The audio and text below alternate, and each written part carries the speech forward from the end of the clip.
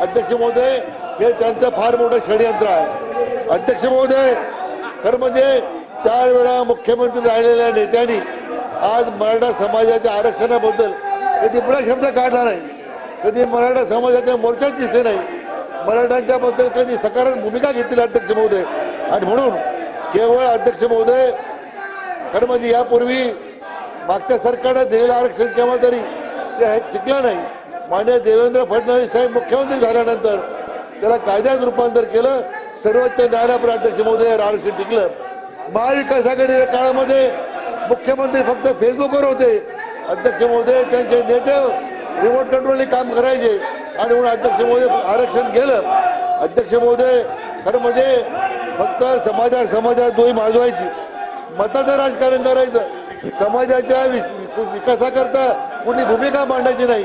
आणि म्हणून या निमित्तानं अध्यक्ष महोदय आपल्या माध्यमातून जयंत पाटलांना आमचं आव्हान आहे की आपण आता या आरक्षणाचे शत्रू कोण आहेत, आरक्षण कोण देत नाही हे खरं म्हणजे त्यांनी ओळखलं पाहिजे।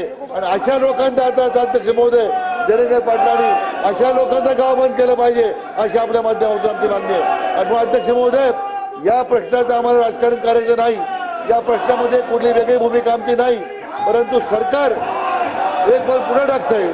10% आरक्षण माननीय मुख्यमंत्री एकनाथ शिंदे, माननीय देवेंद्रजी, माननीय अजितदादा देत आहेत अध्यक्ष महोदय, परंतु आज विरोधी पक्ष बहिष्कार घालायचा यांचं खरं बेगडी रूप जे आहे अध्यक्ष महोदय, यांचं बेगडी प्रेम आरक्षणाबद्दलचं आज उघडा पडलेला आहे, याचा निषेध अध्यक्ष महोदय आम्ही करतो।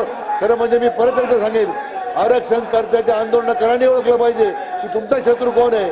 मराठा म्हणून घेण्याची सुद्धा तुम्हाला आज लाज वाटते। आम्हाला त्यांना विचारलं आमच्या नेत्यांना की मराठा समाजाच्या बद्दल तुम्ही मराठा आहात का, ते म्हटलं आम्ही जातीवर विश्वास ठेवत नाही।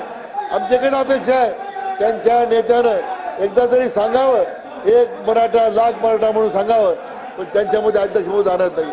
आणि म्हणून फक्त आणि फक्त खोटं बोल, रेटून बोल ही भूमिका अध्यक्ष महोदय, ज्या खोटा यश तुम्हाला मिळालं त्या निमित्तानं तुम्ही पुन्हा एकदा समाजाचा विश्वासघात करतायत। हा समाज मराठा असेल, ओबीसी असेल, तुम्हाला माफ करणार नाही अध्यक्ष महोदय, हे मला विरोधी पक्षाला सांगायचं।